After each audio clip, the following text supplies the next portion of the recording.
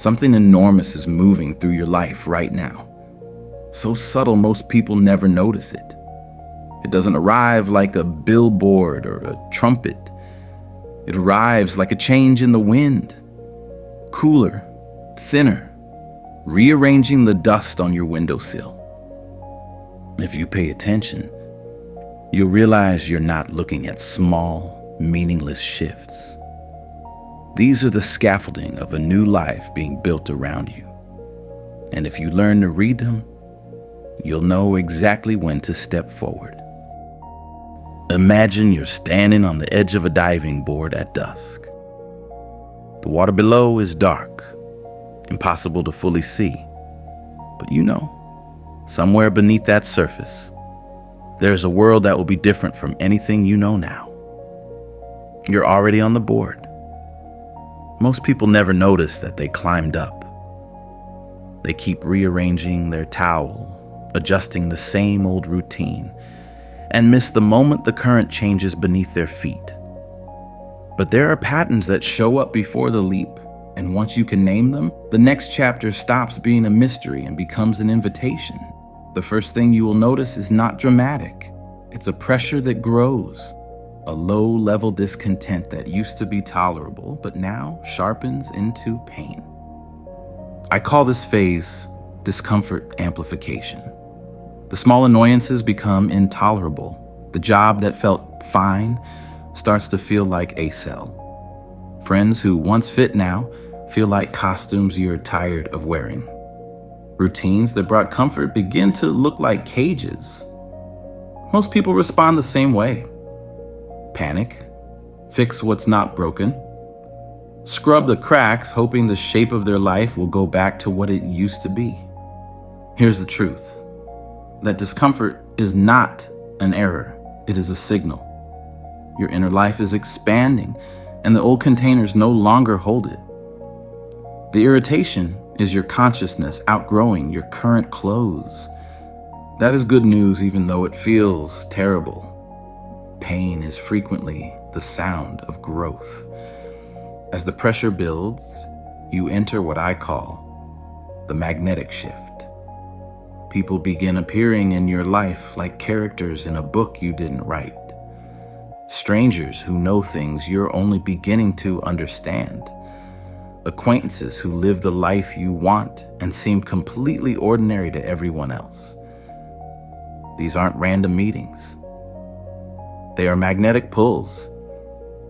Evidence that your frequency is changing and attracting elements of your next life. Pay attention to who shows up. Not just the names, but the themes of their lives. The values they hold, the risks they take, the language they use when they speak about purpose. These people are previews of the community you are being invited into. It's not coincidence, it's alignment. When your inner world recalibrates, your outer world reorients to match it. Then, just when you'd expect everything to clear, clarity becomes a camouflage. I call this the clarity eclipse. It is the moment when the universe does the exact opposite of what you want. She blurs the map. Decisions that once seemed obvious become riddles. Paths that looked straight now fork into fog. The old logic no longer applies because you are transitioning between two systems of meaning.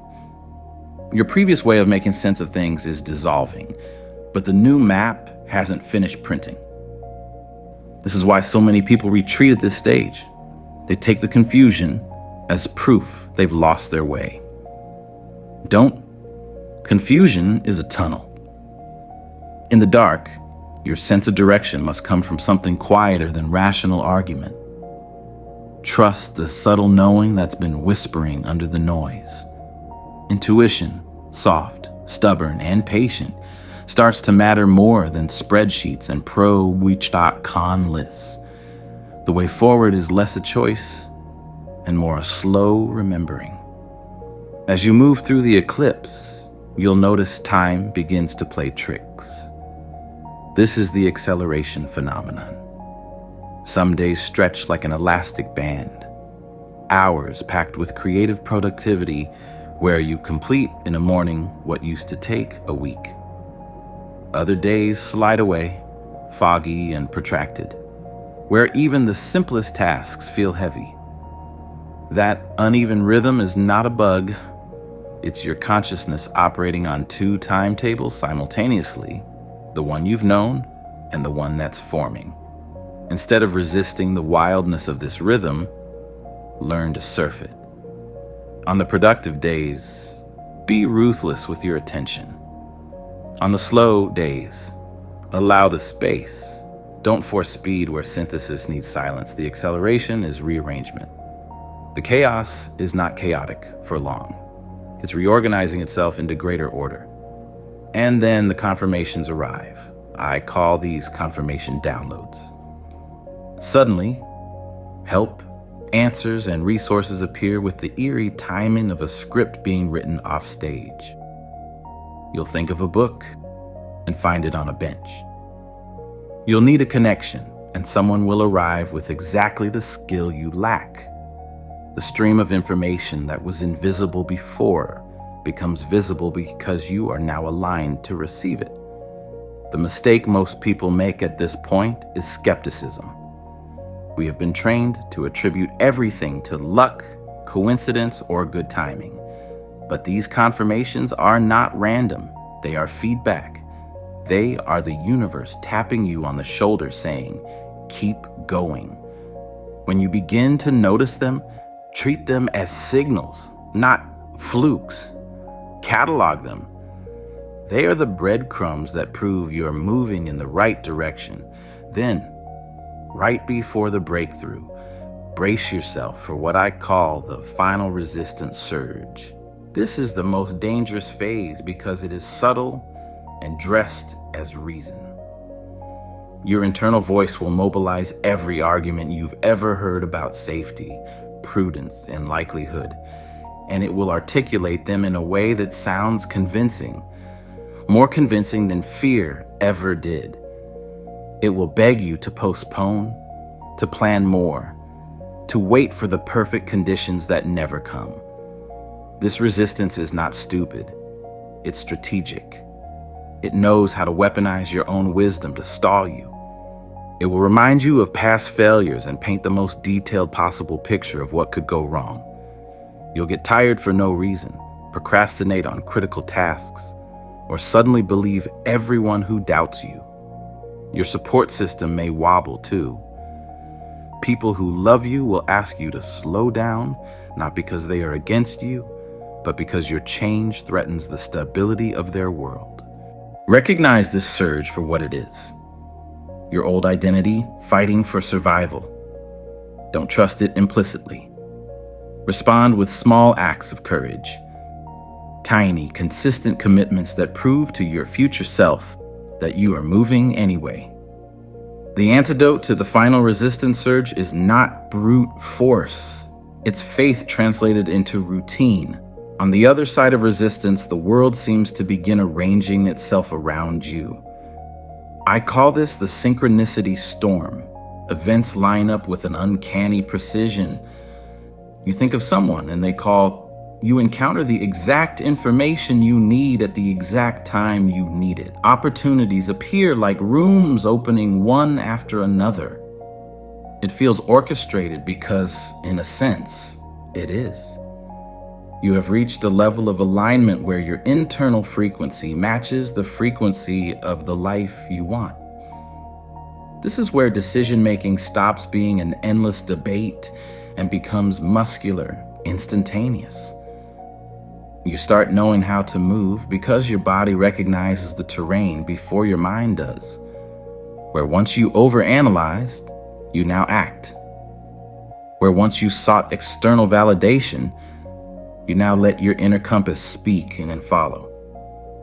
With action comes a line of small transformations that feel like practice for something bigger. I call this phase the identity bridging phenomenon. Before the external results appear, you begin to behave like the person you are becoming. You'll hold conversations differently. You'll carry yourself differently. You'll think in the language of people who have already achieved what you aim for. Not to fake it, but because your consciousness has already expanded into that possibility. This is not pretending to be someone else. It's becoming. You shift your posture, your voice, your habits. You stop chasing success and start attracting it because you matched the inner blueprint to the outer reality. People begin to perceive you differently. They ask your opinion, invite you into rooms you weren't in before, and treat your ideas as if they were always their next move. Finally, everything moves faster than you can plan. I call this the momentum cascade. Doors swing open. Opportunities multiply. People who could help your journey show up not by accident, but because you are now a node in a network that extends beyond you. The progress that used to come in increments now compounds. You realize the work you did during the discomfort, the days you showed up despite doubt, are the compound interest of this moment. At every stage, there are simple practices that help you navigate the map. Keep a signal log. Write down the confirmations, odd coincidences, and new people who enter your life. When doubt creeps in, reading that list reminds you are on a real trajectory. Choose micro commitments over heroic promises. Courage is a habit, not a one-time explosion. Do one small, scary thing every day. Send the email. Say the thing. Set the boundary. These tiny acts accumulate into unstoppable momentum. Protect your environment. As you change, your inner circle will either expand to hold you or constrict to keep you small. Be deliberate about who gets airtime in your life. Not everyone is meant to travel with you. Trust without abandoning reason. Intuition is not a replacement for thinking. It's a higher order guide that works when old logic fades. Learn the difference between a frightened mind and a wise gut. Lean into confusion as a sign. You are between worlds. When the map disappears, that's the point at which new maps are drawn. Stay curious. Ask better questions. Be patient with the fog. Understand this. Transformation is not dramatic in the way movies show it. It's an accumulation of invisible investments, vulnerabilities, choices, tiny refusals to settle. It looks messy from inside because you are being unmade and remade at the same time.